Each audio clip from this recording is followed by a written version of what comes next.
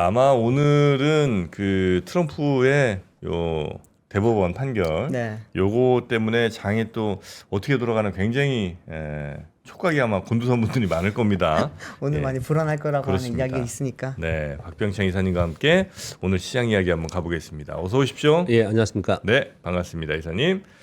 자, 그러면 그 판결은 그게 금요일 밤에 나왔던가? 금요일에 났습니다. 그죠? 금요일 날 장이 끝나기 전에 그게 발표가 됐습니다. 그랬었나요? 그 시간 시점이 되게 중요한데요. 왜냐하면 미국 시장이 그것을 반영을 하지 않은 상태에서 미국 시장이 지난주 금요일 날 상승을 했거든요. 반영하지 않은 상태에서 이런 상승을 했는 건지 반영하고도 상승한 건지가 중요하죠. 일단. 근데 그 시장 마지막에 장 막판 무렵에 나왔습니다. 아, 그래서 그래요? 반영을 한 겁니다, 이게. 아, 그래서 시장은 단기적으로 일단 단기적이라는 표현이 맞을지 모르겠지만 시장에서는 호재로 받아들였습니다. 우리는 불확실성으로 생각하는데 호재예요. 왜 호재인 이유는 뭐예요? 네. 설명을 오늘 좀 드려야 되는데 아, 그래요? 먼저 이거부터 할까요? 지금 제일 중요한 게 이거 지금 예, 예. 제일 관심이 많으시니까요. 예. 네네. 아까 공 기자님 전해주시긴 했는데 제가 정리를 좀 가장 간략하게 한번 해보도록 하겠습니다. 네. 아, 고맙습니다. 그 상호관세가 위법 판결이 6대3 의견으로 위법 판결이 났습니다. 그래서 그 상호관세에 대한 국제비상경제관한법이죠, 그게. 그러니까 요것은 위법 판결을 났기 때문에 곧바로 무역법 122조로 전 세계 10% 관세 부과라고 발표를 트럼프 대통령이 바로 해버렸습니다. 네. 그리고 나서 그 다음날 5% 그걸로 성이 안 찬 거죠. 그러니까 위법 판결 나올 거는 미리 생각을 했나 봐요. 어느 정도 트럼프도. 생각을 준비를 한 거죠, 플랜 네. B를. 그래서 곧바로 5%더 붙여갖고 그래서 최종적으로 오늘 전부 다 15%로 얘기를 하는 겁니다. 무역법 122조로 전 세계 15% 관세 부과하겠다는 거예요. 근데 이 무역법 122조는 제가 일부러 여기 써왔습니다. 궁금하시니까 저희들 잘 모르지 않습니까? 네. 그러니까 무역법 122조는 무역 적자가 심한 경우에 대통령이 할 수 있는 부분이고요. 그래서 국가 간 차별이 없고 150일간 15%가 한도예요. 그리고 더 연장도 못 하는 거고. 네. 여기에 권한이 있습니다. 그래서 이걸로 그냥 15%까지 다 일률적으로 전 세계에 부과를 한 것이에요. 그래서 지금은 최종 결정적으로는 15%까지 15%로 150일간 간다라는 얘기거든요. 네. 근데 처음에 10% 얘기 나왔을 때 엄청 많은 사람들 얘기도 나오고 자료도 나왔어요. 왜 이런 얘기가 있었냐면 우리는 25%에서 되게 많은 것을 미국에 갖다 주면서 그러면서 15%로 낮춘 거지 않습니까? 네. 네. 그런데 이게 10%로 처음에 낮춰줬다면은 지금 아직까지 관세 협상을 하는 국가들이 있어요. 캐나다 같은 경우에는 아직도 일부 품목에 30% 있고요. 중국도 그렇게 되고 있고요. 멕시코도 30% 이상이 있습니다. 그럼 그런 국가들은 10%로 내려가면 훨씬 유리해진 거잖아요. 네. 우리는 줄 건 다 주고, 줄 건 주고 다 주고 15%에서 10% 내려간 거다 이렇게 얘기를 했는데 지금 15%로 이제 이제 최종으로 얘기를 한 거기 때문에 그럼 우리는 그냥 원위치고 줄 건 주고 우리 원위치고 일부 국가는 낮아진 겁니다. 이게 낮아진 거예요. 이게 이제 거기까지 일단 매듭을 짓자고요. 너무 복잡하게 생각하지 말고요. 예. 그런 상황 속에서 그러면 앞으로 150일간은 15%로 간다라는 거예요. 그렇게. 그런데 무역대표부에서 곧바로 주요 교역국의 301조 조사를 즉시 착수한다. 이걸 아마 그 전부터 준비를 했을 거라고 시장에서 생각을 합니다. 그렇겠죠. 그러니까 이게 150일까지가 제한적이기 때문에 그러면 추가적으로 그 세수가 관세로 인한 세수 부족분을 그러면 뭘로 올해 다 할 거냐. 베센 장관이 이렇게 얘기를 합니다. 대체 수단을 활용해서 올해 관세 세수 거의 안 변할 것이다. 그러면 어딘가에서는 더 뜯어내야죠. 어디서 더 받아야 될 거 아닙니까? 네. 네. 근데 그런 부분들을 뭘로 할 거냐. 위협법 301조, 슈퍼 301조로 가는 301조로 할 것이다라고 얘기하는 건데 네. 이거 아까 공 기자님 말씀하신 대로 이거는 불공정이 있는지 없는지 조사하기가 필요하고 이런 기간들이 필요해요. 그래서 이게 아마도 몇 개월씩 걸리는 겁니다. 이 안에 할 수 있을지에 대해서는 시장에서 현재 미정입니다. 그렇지만 이게 훨씬 더 센 거예요. 이게 훨씬 더. 이거는 예를 들어서 예전에 보면은 중국에 특별히 어떤 품목에 대해서 품목 관세를 불공정하다고 관세를 매기면서 50% 100% 매기지 않습니까? 예. 네. 이게 그 내용이거든요. 그래서 걱정하는 건 뭐냐면은 전부 다 15%면 우리는 그럼 똑같은 상황이 된 거잖아요. 그런데 이 관세 세수 부족을 다른 데서 메우기 위해서 특별히 어떤 품목에 대해서 굉장히 높은 세율을 매기는 무역법 수법 301조를 적용할 가능성이 있다라는 게 불확실성인 거예요. 그리고 지금 아까 122조는 지금 진행이 된 거고요. 그리고 무역 확장법이라는 게 있습니다. 그래서 다 써놨는데요. 이건 국가 안보를 이유로 하는 거예요. 그쵸. 이거 가지고도 하겠다라는 거 하고요. 그리고 차별 대우를 가지고 또 하는 게 관세법 338조입니다. 그러면 전부 다 합쳐갖고 4개, 5개의 이런 무역 관련 법안을 해서 이것을 활용해서 조합해가지고 전체적으로는 실효세율을 맞출 것이다라는 거예요. 그래서 기존의 실효 관세율을 유지하는 구조로 만들 것이다라고 얘기를 하는 거거든요. 그럼으로써 베트남 장관은 대체 수단을 활용해서 올해 관세 세수를 거의 변하지 않을 것이다. 이렇게 얘기를 하는 거예요. 네, 그러면 네, 미국 시장이 요걸 딱 나왔는데 시장이 올랐어요, 막판에. 이게 나오고 나서도 올랐습니다. 왜 그러느냐? 시장에서는 이렇게 해석을 좀 하는 부분이 있습니다. 이게 지금 월가의 논쟁이 많습니다. 우리가 논한 문제가 아니에요. 이건 우리는 지금 불확실성인데 월가에도 이게 논쟁이 많을 정도로 이게 쉬운 문제는 아닙니다. 네. 근데 간략하게 말씀을 좀 드리면 트럼프의 관세의 부정적 효과가 이것으로 제거가 됐다. 시장이 긍정적으로 보는 부분은. 그리고 이걸 가지고 수법 301조나 아니면 무역확장법 국가안보를 통한 232조로 강력한 관세가 또 부과될 것이라고 얘기를 하지만 올해 선거가 있지 않냐. 그렇죠. 그래서 쉽지 않을 거다 이런 부분들이 이런 부분하고 그리고 그동안에 파월 의장이 계속 얘기했던 물가가 목표 물가 2%까지 떨어지지 않는 이유 중에 하나를 이 상호관세를 예를 계속 핑계를 댔거든요. 근데 요게 요번에 무역 판결이 나면은 그러면 그 기간 동안 물가 안정이 되지 않겠냐. 이 세 가지를 근거를 가지고 시장은 불확실성이 있었는데 트럼프 대통령의 불확실성 관세발 불확실성이 있었는데 이것이 다소 해소되는 것이다. 이렇게 본 거예요. 그때는. 그런데 그럴까요? 그러게요. 저는 예전부터 이 말씀을 좀 드렸는데 저는 이걸 불확실성이라고 보거든요. 안 좋은 거지만 이미 때려 맞았잖아요. 얻어 맞았잖아요. 네. 그러니까 맞은 상태에서 이런 거죠. 나 10대 맞을 거야. 그래서 이미 8대 맞아서 2대만 더 맞으면 될 것 같은데 근데 맞은 거는 이미 지나갔고 이제 앞으로 이제 2대 맞을 거나 안 맞을 거야.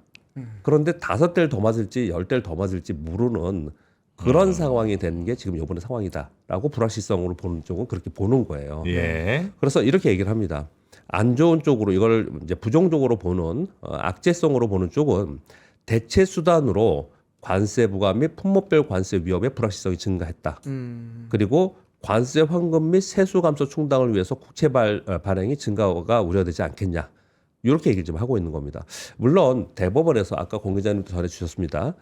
이 환급 문제는 별개다. 한국은 잘 안 될 것 같아요. 네, 오랜 시간이 걸릴 거다. 이거는. 그래서 이것으로 인해서 세수가 줄어서 아니면 또 환급을 해주기 때문에 어마어마한 돈이 미국의 재정에 부담이 되면서 빠져나간다는 쪽은 거기까지는 좀 아닌 것 같아요. 네. 그런데 이번에 이게 발표가 되면서 제일 좋은 데가 어디겠습니까?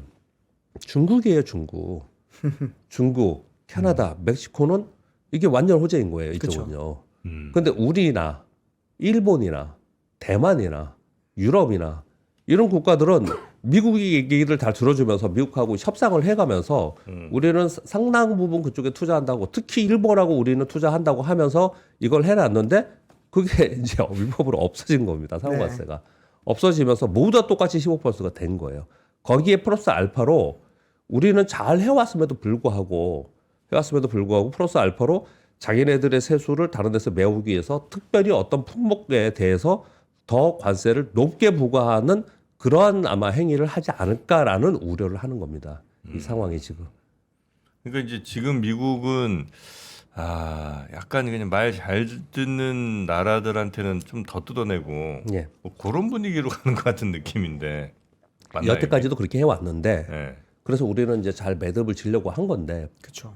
이게 위법으로 됐으니 그럼 말 안 듣는 나라도 15% 됐고 잘 듣는 나라도 15% 됐어요.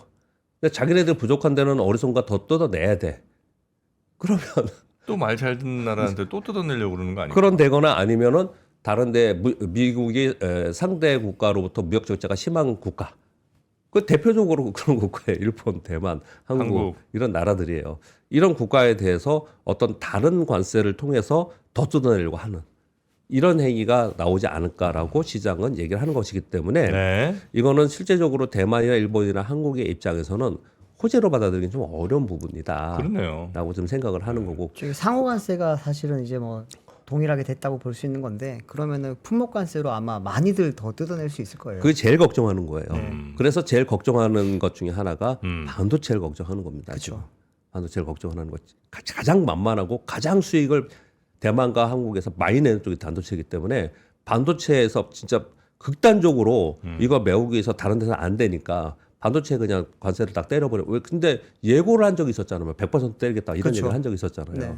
그래서 그런 일들이 나오면 우리 어떡할까라는 우려를 하는 거고 이거는 결정이 된 게 아니기 때문에 불확실성인 거예요. 그래서 아까 말씀드린 대로 한국, 대만, 일본, 유럽은 이게 좋지 않은 쪽으로 받아들일 가능성 또는 악재가 아니더라도 불확실성, 네. 불확실성으로 이게 앞으로 더 어떤 게 나올지 트럼프 대통령의 어떤 게 나올지 모르잖아요. 그러니까 불확실성으로 이쪽은 받아들이는 거고 미국은 단기적으로 애들은 아까 말씀드린 대로 뭐 물가에도 안정되고 뭐 이런 부분들을 생각하면서 올라갔긴 했지만 저는 지난주 금요일이 미국이 옵션 만기일이었어요. 그리고 올라간 종목들을 보면은 물론 일부 소비 종목들이 급등한 바가 있습니다. 이것 때문에. 근데 급등해서 다 윗골이 되고 내려왔어요.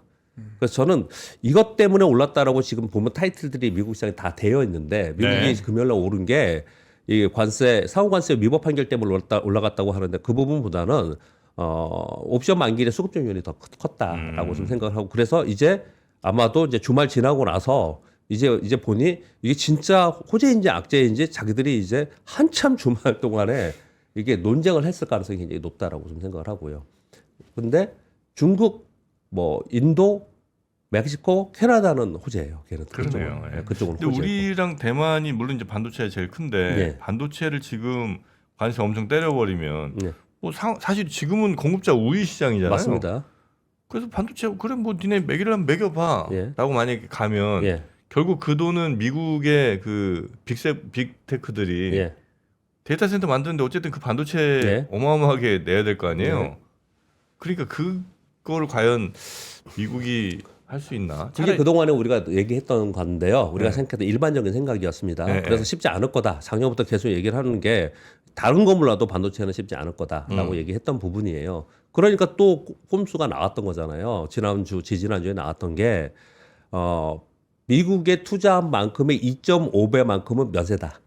이렇게 얘기를 한 거예요. 그렇죠. 그래서 TSMC가 더 투자하겠다고 발표를 한 거고요. 네. 거기 곱하기 2.5의 금액만큼은 면세다라고 얘기한 거거든요. 그럼 그 곱하기 2.5의 금액만큼 면세가 전체적으로 되는 게 아니고 그것을 또 트럼프 행정부에서는 자기들이 중요하게 생각하는 기업들, 빅테크 기업들한테 주로 배분이 될 것이다. 이렇게 얘기를 한 거예요. 그걸.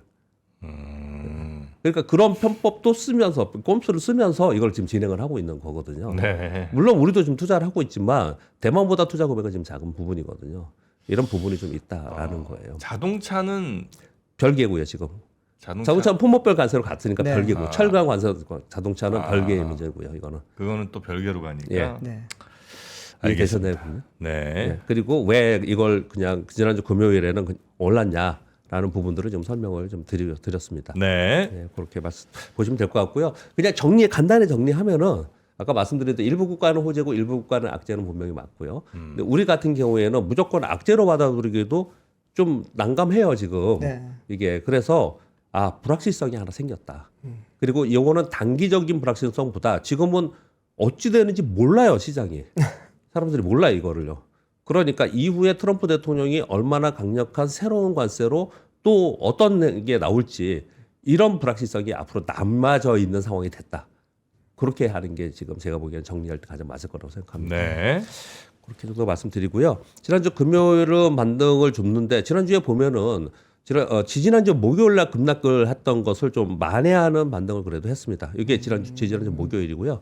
지난주 월요일 날 휴장이었고 만회를 좀 했는데 이게 보시면 제가 이 박스권 하단에서 반등한다 그랬지 않습니까? 네. 지난주 설명을 드릴 때 이게 아래로 떨어지면 매도가 더 나와요.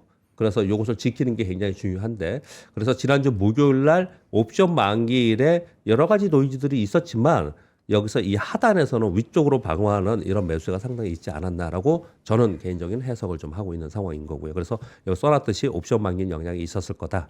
라는 저는 생각을 하고 있고요. 특이한 점은 이제 두 가지 말씀드리겠습니다. 한 가지는 여전히 마이크론이 2.5% 올랐고 샌디스크가 4.6% 올랐어요. 이런 부분들 그리고 엔비디아 1% 올랐습니다. 그러면 지금 관세 때문에 우리가 지금 불확실성을 받아들이고 시장이 오늘 열리긴 하지만 액면으로 보면은 우리 시장이 우호적으로 끝났습니다. 지난주 금요일 날. 예, 그렇게 끝난 상황인 거고요. 그리고 특히나 아마존이 2.5% 올랐고요. 알파벳이 4% 올랐습니다. 제미나이 때문에. 그러니까 이런 것들이 오르면서 즉 보면 커뮤니케이션 섹터의 빅테크들이 다 올라온 상황입니다. 그럼 우리 시장이 이게 호재이거든요. 그러니까 전반적으로 관세만 없었으면 우리 시장이 또 호재였어요.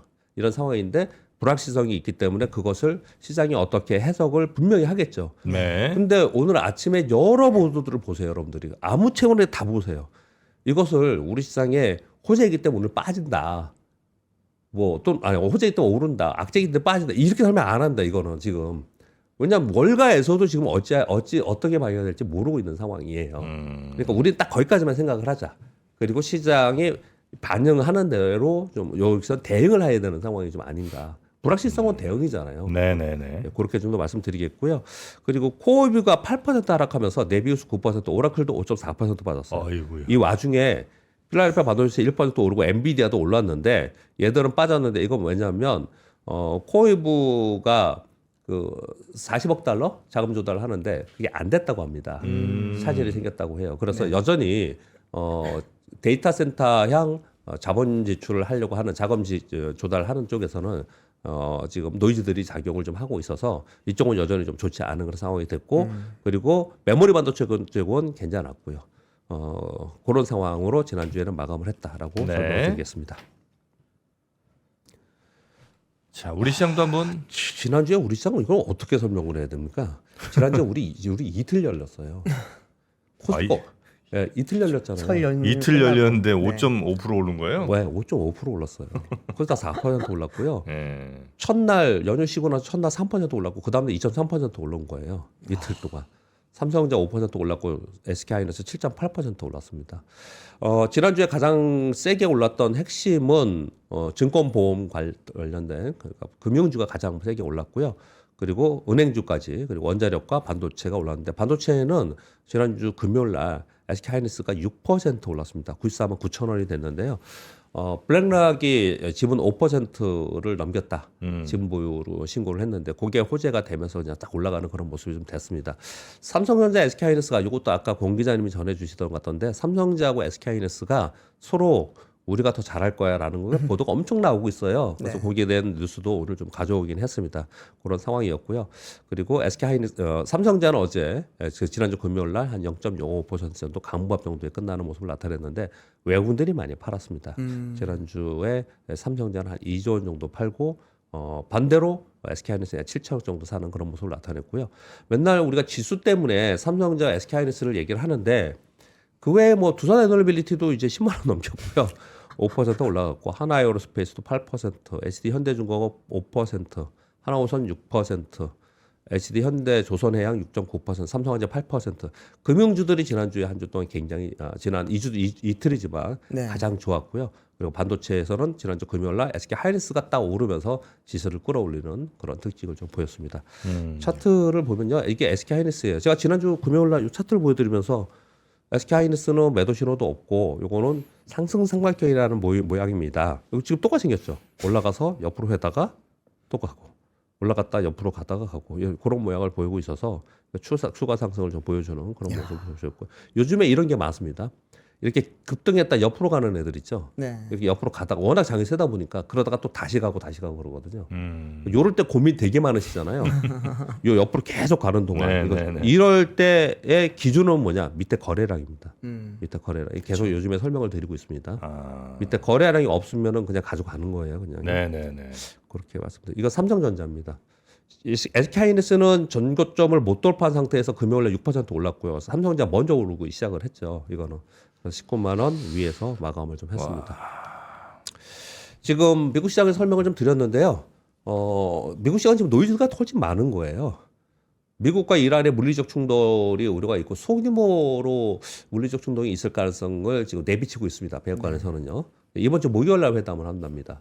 이번 주 목요일 날 안 되면 좀 일이 벌어질 것 같은 분위기예요. 보도를 좀 보면요. 네, 저는 여러분께 말씀드렸지만 이번에 미국과 이란의 물리적 충돌이 생기는 거는 예전에 있었던 베네수엘라 이런 쪽은 다를 거다. 이거는 시장의 악재로 생각을 좀 해주십사 이렇게 저는 말씀을 드리고 있고요. 그리고 트럼프 관세 대법 위반 판결 후의 불확실성이다. 이거는 아까 설명을 드렸고 트럼프의 대응 수위에 따라서 달라지는데 공교롭게도 이번 주에 트럼프 대통령이 국정연설이 있습니다. 24일 날. 미국 시간 24일 날이요. 그래서 여기에서 아마 이거 엄청 세게 얘기를 하겠죠. 그렇겠죠. 요 얘기하고요. 그리고 이란 그리고 우크라이나 휴전 문제, 이란 핵 협상 문제, 세운 관련 이런 얘기들을 쭉 할 것 같습니다. 아마도 이게 시장에 이번 주에는 가장 크게 변동성을 주지 않을까라고 생각을 좀 하고 있습니다. 그리고 또 한 가지는 아까 말씀드린 대로 블라울 캐피탈 얘기를 드렸죠. 블라울 캐피탈에서 자금을 이제 모집을 해서 코웨이브에 지원을 해야 되는데 요걸 해야 되는데 코웨이브의 신용 평가가 떨어지면서 자금 모집이 안 됐다라는 거예요. 요 얘기가 쭉 돌면서 코웨이브가 한 8% 정도 빠졌죠. 블라울 캐피탈은 그 전에 좀 빠졌고. 네. 그래서 양사에서는 계획대로 진행 중이다라고 계속 반박하고 있습니다. 이렇게 하고 있는데 시장에서는 의심하고 있는 그런 상황에 있다. 전반적으로 미국 시장 보면은 이렇게 노이즈들이 지금 작용을 하고 있잖아요. S&P 올해 상승률이 0.94%입니다. 올해 1년 동안. 나스닥은 마이너스 1.5예요. 마이너스까지는 생각 못 하셨죠. 네. 마이너스 1.5%. 우리나라는 올해요. 그래요. 우리나라 코스피는 37% 올랐습니다. 올해. 와. 코스닥은 24% 올랐어요. 근데 나스닥이 마이너스 1.5%예요. 엄청난 갭이 생기는 거예요. 지금 이 갭이. 그건 이제 당연히 선두에는 이제 메모리 반도체, 삼성전자, SK 하이닉스가 있지만 네. 전반적으로 지속해서 말씀드리는 부분은 미국 시장은 노이즈가 있고 그래서 미국 시장에서 자금이 나와서 아시아나 유럽으로 가는 것들이 계속해서 지금 보도가 나오고 있는 상황이에요. 이런 상황에 있기 때문에 제가 지금 설명을 드리고 있는 부분은 미국과 이란의 물리적 충돌이라든지 아니면 차트상으로도 박스권으로 하향하는 모습이 나타나면 곧바로 미국은 굉장히 강력한 공매도나 롱숏 펀드나 이런 것들이 있기 때문에 아래로 베팅할 개연성이 있다는 부분들도 좀 조심할 필요가 있습니다. 만일 미국 시장이 계속 견조한 상황으로 있기 때문에 우리 시장도 계속해서 센 거거든요. 미국 시장이 조금 빠지는 거 우리는 별로 신경 안 쓰잖아요. 이제 워낙 세니까요. 그렇죠. 근데 하향하면서 단기 추세를 잡아버리면 그러면 우리도 그 영향 받을 수밖에 없다. 그래서 미국 시장은 미국 시장 빠져도 우리 시장 괜찮아. 뭐 그 필요 있어? 이렇게 생각하지 마시고 미국 시장이 그곳을 밑으로 내려가는지도 살펴볼 필요가 있다라고 말씀을 드리겠고요. 그리고 이번 주에 엔비디아 실적 발표가 있습니다. 굉장히 중요하겠죠. 엔비디아가 계속 박스권에 있는 상황 속에 있었기 때문에 네. 이번 실적 발표에서 그동안의 박스권 왜 내가 박스권에 있어? 우린 더 갈 수 있어. 라는 것을 확실히 보여줄 수 있는지에 대해서 시장의 관심이 굉장히 많은 그런 상황이다라고 보시면 될 것 같습니다. 백악관에서 트럼프 대통령이 3월 31일부터 4월 2일까지 중국 방문을 한다라는 뉴스가 좀 보도가 나와 있거든요. 이거는 분명히 호재인데 네. 지금 워낙 다른 뉴스가 많아요. 워낙 다른 뉴스가 많아서 이건 그냥 예전에 다른 뉴스가 없었으면 이거 가지고 한참 얘기해야 되는 상황인 거거든요. 그렇죠. 근데 지금은 다른 노이즈들이 훨씬 많은 상황이 좀 있어서 요 노이즈들이 어떻게 지나가는지 만일 우리 시장을 투자하지 않고 미국만 투자를 한다면 요 노이즈들이 어떻게 지나가는지는 확인해야 됩니다. 이건 미리 예단하지 말고 확인해야 되는 그런 상황이 됐다라고 말씀을 드리겠고요. 자, 우리 시장을 말씀드리면 우리 시장의 차트 제가 무심코 봤는데 깜짝 놀랐습니다. 이 코스피 이게 연봉입니다. 연봉. 이게 작년, 이게 올해. 그래서 요즘에 무슨 얘기가 나오냐면은 이 1985년, 86년, 87년 이거랑 비교하는 쪽이 많거든요. 저 왼쪽에 네, 이게 우리나라 릴레이팅이 최초에 됐을 때예요. 네. 이 최저점이 얼마게요? 156이에요. 이 위에는요. 1000입니다. 1000. 와. 이거랑 비교하는 적이 요즘에 되게 많던데 일곱 근데 좀 배네요. 와. 조금 무리인 것 같기도 한데 네. 이런 비교를 많이 하면서 우리가 더 간다 이런 얘기를 많이 하는데요. 근데 지금 이제 워낙 지수가 많이 오르다 보니까 예. 천 요때가 이제 잘 안 보이는데 왜냐면은 이렇게 오른 적이 없으니까 중간에 그렇죠. 이게 저 때도 엄청 오른 거죠 이게. 그럼요. 예. 150에서 1000 갔다니까요. 그러니까 한 7배 뭐 이렇게 한 예, 거니까. 그러니까 이제 이거는 자꾸 비교를 하는데 그러니까 너무 그거는 절대 수치가 낮았고 너무 저평가인 상황이었잖아요. 그거는요. 그쵸. 지금 그거는 좀 아닌 것 같은데 일반적으로 지금 나와 있는 얘기를 좀 드려보도록 하겠습니다. 일단 첫 번째 수급을 보면요 상당히 특이합니다. 올해 37.8% 올랐는데요. 외국인들이 올해 15조 매도했습니다. 와. 15조를 팔았어요? 네. 이런 수치 보면 가끔가다 이렇게 놀라시더라고요. 뭐야? 아, 야, 근데 37%가 올랐어요? 예. 외국인들이 15조 팔았습니다. 개인들이 왕창 사서 올렸다면서요. 4.6조 매수입니다. 네. 기관들이 6.6조 샀는데 금융투자가 12.6조 샀습니다. 다른 기관 투자자 어땠냐?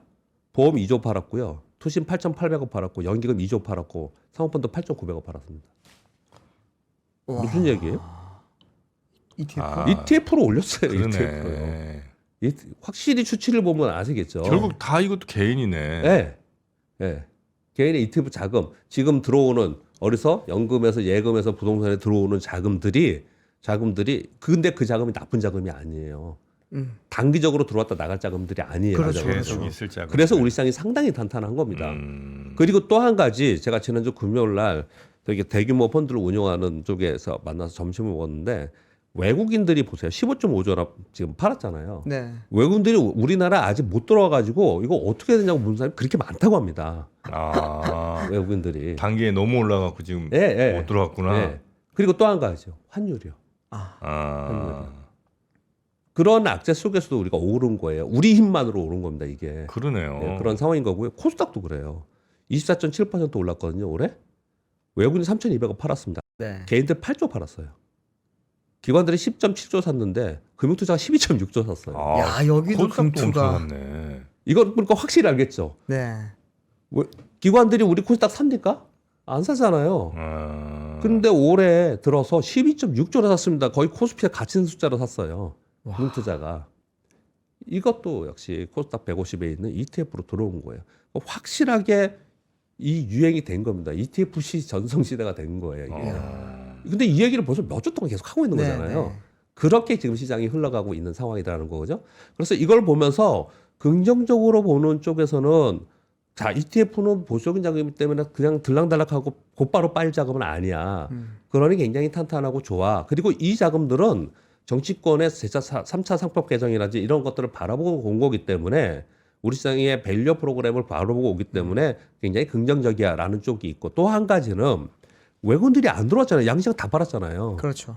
그러면 이런 상황 속에서 우리 환율이 조금이라도 안정이 되는 상황이 되고 한다면 외국인들이 들어오면서 보탬이 돼주면 이거는 확실히 우리 시장이 정말 호기를 맞은 거다라는 쪽으로 긍정적으로 되게 계속해서 시장을 강세로 쪽으로 보는 쪽이 있고요. 네. 그럼에도 불구하고 우려하는 쪽은 5,800까지 왔잖아요. 이거 도대체 어디까지 갈 거야? 라는 얘기를 하는 건데, 지난 일주일 동안에 그 사이에 우리는 설 연휴를 쳤는데, EPS가 기억날지 모르겠지만, EPS를 추정치를 400에서 503, 요 정도까지 추정치가 있더라고요. 제일 높은 데가 대진주권이고 제가 그런 설명 계속 드렸잖아요. 근데 이게 일주일 사이에 어떻게 바뀌었냐면요. 최저점이 그러니까 FM 가이드나 이런 기준으로 봤을 때 평균적으로 볼 때 최저가 400이고요. 아니 500이고요. 500. 위로는 607까지 나왔어요. EPS가. 607까지 나왔어요. 거기에 12배를 곱하면은 지수는 제가 아침에 잠깐 계산을 그냥 해봤는데 오늘 타이핑을 안 해왔는데요. 그렇게 계산하면은 6,400에서 7,200까지 나오는 12배를 계산하면. 야, 진짜 7,000P가 가능하다는 그렇게 이야기네요. 계산을 바라보고 그런 보고서가 막 나오니까 그걸 바라보고 시장이 움직이는 거고 있는 거예요. 그러니까 이제 저는 이렇게 말씀드리고 싶어요. 계속해서 실적 추정치를 높이고 있고 그 EPS 올라가는 거는 우리가 맨날 아는 삼성자하고 SK 하이닉스만 봐요. SK 하이닉스 오늘 저 뉴스 가져왔는데 최태원 회장이 직접 발언을 했지 않습니까? 올해 1,000억 달러 넘길 거다. 1,000억 달러면 얼마입니까? 150조잖아요. 네. 네. 그럼 삼성자 150조, 그래서 두 개 합쳐갖고 300조 이상이 되면 그러면 말이 돼요. 430조가 말이 됩니다. 올해 이익이, 영업이익이요. 그러면 그래 타당하다 이렇게 갈 수가 있는 부분이 좀 있는 거거든요. 근데 여기까지 지금 많이 와 있는 상태에서 계속해서 걱정을 하는 거예요. 우려는 있는 거잖아요. 너무 지난 한 주 또 이틀 동안 5%가 올라오고 이런 시장이 되다 보니까 물론 시장에 수능을 해야 되지만 한편으로 우려하는 사람이 되게 많고 어떤 분들은 야 여기서 내가 어떻게 살 게 없다 이렇게 얘기하시는 분들 상당히 있거든요. 그래서 다른데 뭐 아직 안 오르고 뭐 있어 이런 질문하시는 분들 굉장히 많거든요. 지금 상황에서는 그래서 이익 추정치가 계속 올라가면서 얼마나 더 갈 거야 하는 보고서를 쓰는 애널리스트 분들은 자신의 근거를 가지고 그렇게 하시는 분들이니까 우리는 참고로 하고요. 트레이더의 관점에서 보면은요. 자, 위로 더 간대. 위로 더 열려 있어. 수급도 좀 좋은 상황이야. 그럼 우리는 이제 우리 내부적으로 보다도 외부의 매크로의 노이즈로 인해서 우리 시장에 어떤 단기적으로라도 조정을 볼 수 있는 트리거가 뭔가만 맨날 이렇게 생각을 하시면 될 것 같아요. 내부적으로 그냥 투자를 하시면서 외부에 뭐 때문일까? 이란 이라크 전쟁 때문일까? 이번에 관세 이것으로 인해서 트럼프가 또 어떤 소리 할까? 이런 얘기들이 모는 거에 조금 더 관심을 좀 가지면서 내부적으로는 그냥 하시는 대로 그냥 이걸 뭐 올랐다고 해서 미리 빠시고 뭐 또 올랐다고 해서 요즘에 인버스도 막 굉장히 인버스 3,000대에 산 사람들 다 박살 났는데 또 5,000원 넘어서 또 사기 시작을 했거든요. 아 그래요? 예, 예. 근데 그렇게 미리보다는 매크로의 그 환경 보시면서 우리 시장에서는 우리 시장 있는 그대로 보는 게 어떤가라고 저는 생각이 좀 들고 있습니다. 그렇게 말씀을 좀 드리겠고요. 그래서 네. 이번 주에는 3차 상법 개정이 국회 처리 요게 되게 중요하잖아요. 그렇죠. 요 부분 때문에 사실 지난주와 지지난주 이주가 오른 거예요. 금융주가. 그래서 아마 이게 나오면 어쩜 팔 수도 있을 거라는 생각이 들어요. 저는. 그 금융주도 조금 매도가 나올 거라 생각을 하고요. 그거보다는 미국발 매크로 이슈를 관심 있게 뉴스를 좀 보시면서 생각 들으시면서 판단을 좀 하시는 게 지금 상황에서 맞다라고 저는 보고 있습니다. 네. 와, 뭐 넥스트에서도 장이 괜찮네, 세네요. 네. 단기적으로 딱 이걸 호재로 생각을 지금 하고 있는. 호재인가? 그런 생각이 안 들잖아요. 근데 그래서 제가 보기에 이런 것 같아요. 제 개인적인 생각을 말씀드리면 네. 미국이 이거 호재로 받아들였어요. 그리고 메모리도 올랐어요. 그러니까 뭐 또 우리 또 탄력도 있습니다. 그러니까 그냥 가는데 이렇게 갈 때까지 가는데 그러다가 미국에서 새로운 이것으로 인한 트럼프 대통령의 입을 통한 관세의 강력한 뭐가 나오면 그때는 낙제로 받아들이는 돼서 지금은 걱정만 하고 있는 그런 상황이 아닌가 생각합니다. 네. 일본 뉴스 아까 말씀드렸고요. 이번은 미국의 4분기 GDP 속보치 연율 1.4% 나왔습니다. 전망이 2.5%였고 직전 분기 4.4%였거든요. 그럼 굉장히 부진했잖아요. 그렇네요. 근데 시장이 크게 영향을 안 줬던 거는 이거 정부 셧다운 영향이 상당히 컸다라고 퉁치고 넘어갔습니다. 이게. 그리고 12월 PC가 2.9% 그리고 군원 PC가 3%라서 이것도 굉장히 생각보다 높게 나왔습니다. 네. 근데 이거 역시도 전반적으로 뭐 계절적 요인이다 이러고 넘어가서 제가 근데 지난주 내내라 봤자 이틀이지만 계속 말씀을 드렸는데 지난주 CPI 발표되면서 고용지표 발표되면서 설명을 드렸듯이 요즘에 미국은 이거보다는 AI 데이터 센터형 자본 지출 요것에 훨씬 더 신경을 많이 쓰고 있고요. 경기 지표에 대해서는 예전처럼 아주 강하게 시장이 반응하지 않아요. 최근 들어서는. 이제 그렇게 됐던 거는 이런 것 같습니다. 이 지표의 신뢰성이 자꾸 셧다운하고 이런 부분들이 있어서 지표의 신뢰성이 좀 떨어진 부분이 있어서 이게 다시 신뢰도를 높이면서 정상화될 때까지는 시장이 크게 영향을 좀 받고 있지 않는 그런 부분인 것 같다. 그렇게 말씀을 드리겠고요. 네. 3번 뉴스는요. 바이나우 페이 레이터 이게 클라이나 회사 그러니까 지금 사고 나중에 하는 우리 왜 저거 있지 않습니까? 뭐 할부로 사고 뭐 이런 거 있잖아요. 네. 네. 이게 되게 이슈이지 않습니까? 애플페이를 이거 되게 많이 하고 있고요. 근데 이게 전 세계 1위 회사가 클라이나입니다. 근데 이게 전 세계 수억 명의 고객이 있고 미국, 유럽 기반 26개국이 있는데 매출의 58%가 미국에서 발생하거든요. 이 뉴스를 왜 가져왔는지 한번 제가 설명을 드려볼게요. 부실대출 대손 충당금이 2.5억 달러로 이번에 책정을 했는데 이거 전년비 60%가 증가했다는 거예요. 그리고 작년 순손실이 2.7억 달러예요. 그래서 이 차트를 한번 보여드리려고 하는 겁니다. 네. 이게 2025년도에 작년에 상장했거든요. 작년에 상장한 이 주식이에요. 상장하자마자 꽂았네요. 계속. 상장해서 여기부터 여기까지 떨어졌어요. 네. 이 회사가. 와. 이 회사가 생각을 해보세요. 아주 대표적인 소비와 관련된 주식이잖아요. 기업이잖아요. 이게 지금 개인들의 소비와 연관된 금융회사지 않습니까? 그렇죠. 근데 이 주가가 이렇게 떨어지고 엄청난 손실이 나고 대선 충당금이 이렇게 늘어났다는 얘기 무슨 얘기일까요? 굉장히 안 좋다라는 거예요. 이게 진짜 이 차별화가 생기면서 이 서민 경기는 엄청나게 좋지 않은 상황이 계속 지속되고 있다는 걸 보여주고 있다라는 거예요.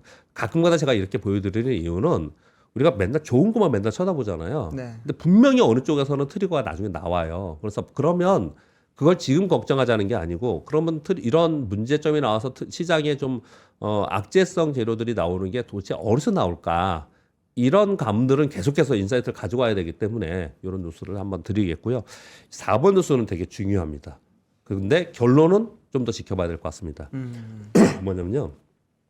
오픈 AI에서 투자자들한테 예를 들어 서한은 아니고요. 투자자들한테 자기들이 언급을 했는데 2030년까지 컴퓨팅 파워에 6천억 달러 투자할 거다라고 발표를 했어요. 근데 몇 개월 전만 해도 1.4조 달러 투자한다 그랬거든요. 근데 반도 안 되게 이거를 내렸습니다. 네. 그러면서 시장에서 이걸 분명히 안 좋게 생각하는 사람, 왜 시장 안 좋게 생각하는 사람 많잖아요. 그렇죠. 마이클 버리 이런 사람들은 아마 분명히 이럴 거예요. 이거 봐봐. 이거 전략적 투자자들이 투자액을 축소하잖아.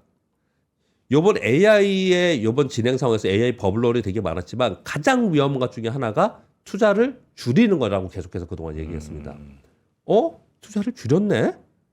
야, 이거 뭔가 이게 지금 안 되고 있거나 문제가 있는 거 아니야? 라고 하는 쪽이 분명히 있을 거란 말이에요. 네. 근데 이걸 또, 그런 건 아니야. 이거 자꾸 우리 보고 자본 지출이나 재무 안정성에서 걱정을 하는데, 그래서 우리가 매출이 계속 급증하고 있으니까 매출 성장하고 연동해서 현실적으로 요 정도 투자할 거라고 우리가 좀 조정을 한 거야. 이들은 이렇게 얘기를 좀 한다는 거예요. 네.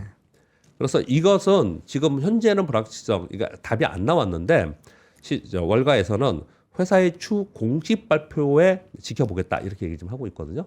저는 개인적으로 공식 발표에서 투자 금액을 축소하는 쪽으로 발표가 되면 시장에서 상당히 걱정할 가능성이 높다고 저는 생각합니다. 이 부분에 대해서는요. 그래서 이것도 좀 추적하실 필요가 있어요. 우리 일단 우리 시장도 그렇고요. 요번엔 전부 다 기반이 유동성하고 AI로 가는 거잖아요. 그렇죠. 그래서 이거 굉장히 중요한 뉴스입니다. 이 뉴스는요. 그래서 이 부분들 봤으면 좋겠고요. 네. 그리고 오늘 24일이 내일인가요? 헷갈리네. 내일이네. 24일이요? 내일. 내일이네. 예. 내일 자산소가 의무화 3법 개정안 본회의 처리 내일 한다고 하는데 잘 될지 안 될지 뭐 정치권에서 요즘에 뭐 지금 복잡하니까 네.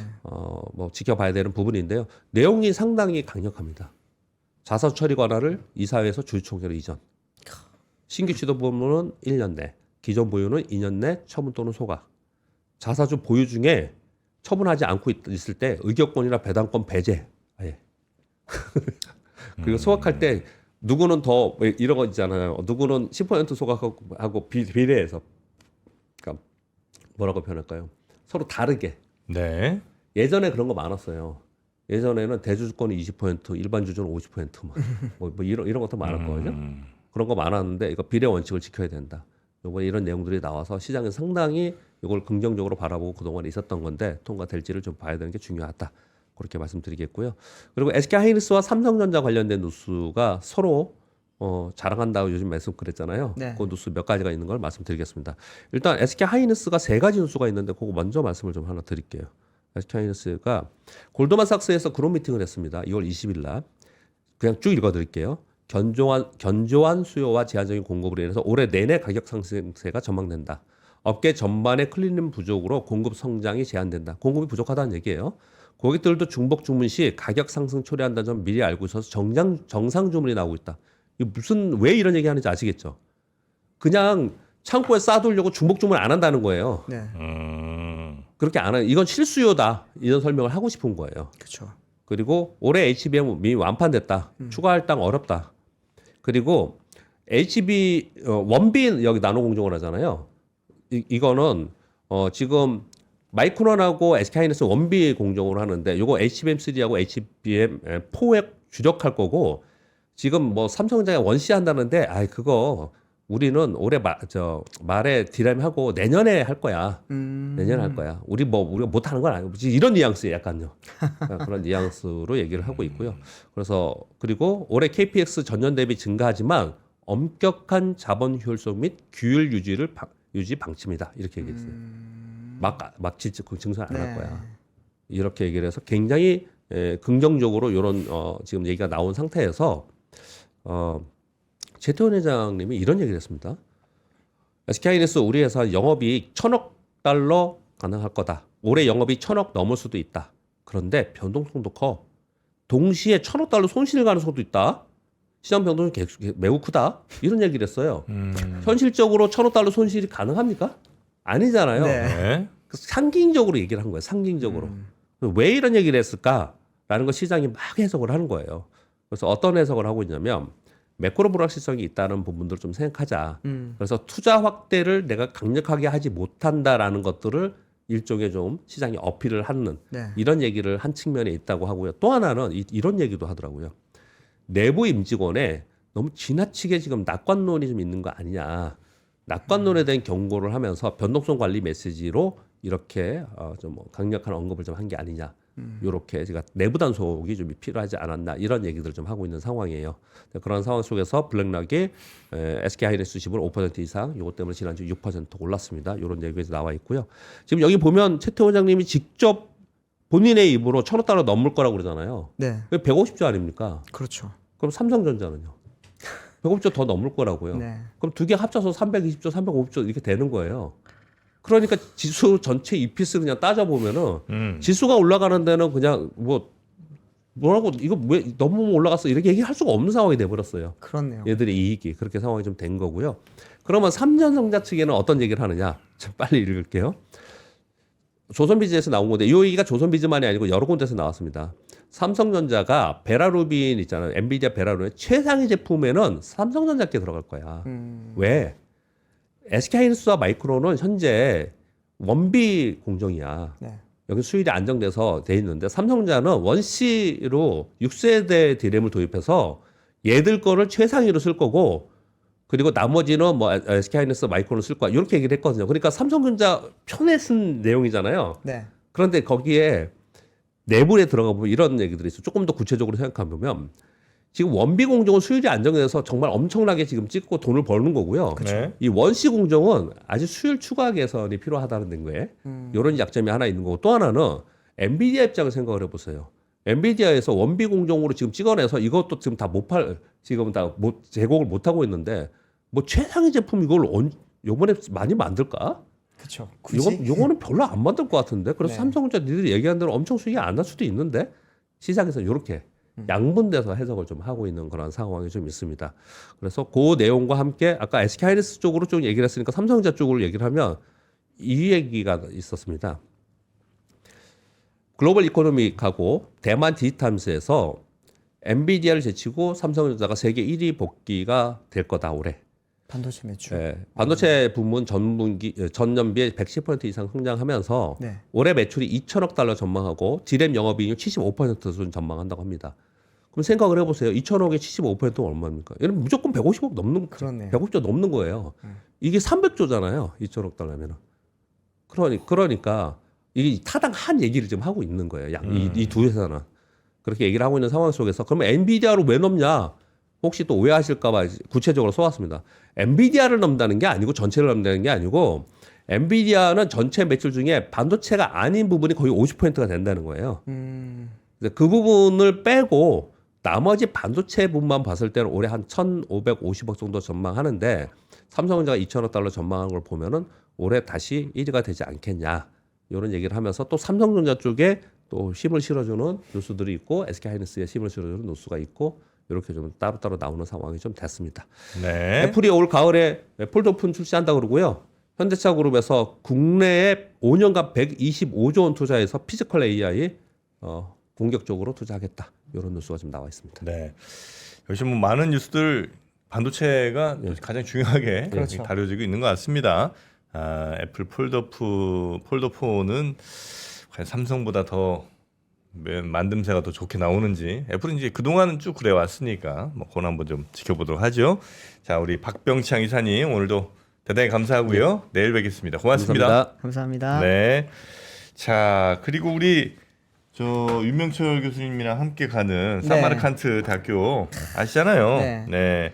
거기를 유라시아 원정대가 4월에 이제 출발하지 않습니까? 2기가 출발하죠. 그러니까 이제 1기 딱 모집을 했는데 하루 만에 끝났잖아요. 오픈하자마자 바로 네. 딸깍 끝이었죠. 그래갖고 이제 2기를 급하게 또 우리 교수님이랑 얘기를 네. 해서 유라시아 원정도 5월에 출발하는 거 하나를 더 했습니다. 아마 뭐 추가로 더하기 힘들 것 같고요. 하여튼 우리 교수님 시간을 잘 저희가 빼갖고 5월에 한 번 더 가니까 네. 막 그 중앙아시아 쪽에 카자흐스탄, 키르기스탄, 네. 타지키스탄, 우즈베키스탄, 네. 스탄 국가들 다 가는 네. 거고 윤명철 교수님 팬덤이 워낙 세더라고요. 그래서 이제 같이 가시는 거니까. 그렇죠. 네, 그래서 윤 교수님 왜냐면 설명 같은 거 없이 그냥 가면 사실 잘 모를 뭐가 뭔지 몰라요. 그 감동을 잘 못 느낄 수 네. 있는데 그때 뭐 파미르곤이나 이런 데 이제 가면서 직접 교수님과 함께 다니시면 그동안 몰랐던 우리의 아주 오래전 이야기들도 이렇게 눈에 선하게 보이실 것 같습니다. 하여튼 2기 저희가 급하게 준비를 또 했으니까 1기 혹시 신청했다가 잘 안 되신 분들 2기로 이렇게 신청하시면 되겠다 말씀드립니다. 아마 이것도 시작하자마자 바로 마감될 겁니다. 오늘 내일일 네. 것 같아서. 그러니까 네. 아무래도 빠르게 한번 또 신청을 해보셔야지 가실 수 있지 않을까. 네. 5월 시간 되신 분들 꼭 이렇게 휴가 내셔서 한번 해보시면 좋겠습니다. 네. 자, 오늘 우리 류종 기자님, 네. 우리 회장님은 별다른 활약은 없었던 것 같습니다. 저야 뭐 존재감만으로. 전체 앉아 있는 것만으로. 네. 그렇군요. 알겠습니다. 하여튼 자동차 기자들 저 기강 잘 잡으시고. 네. 예, 뭐 언제 또 와요 우리? 제가 이주 기자가 비올 때마다 한 번씩 찾아오겠습니다. 그렇습니까? 네. 조금씩 발전된 모습 보여드리겠습니다. 알겠습니다. 고생 많으셨고 네. 또 봐요. 네, 감사합니다. 네, 고맙습니다. 자, 저희는 더블 밸류업으로 이어갑니다.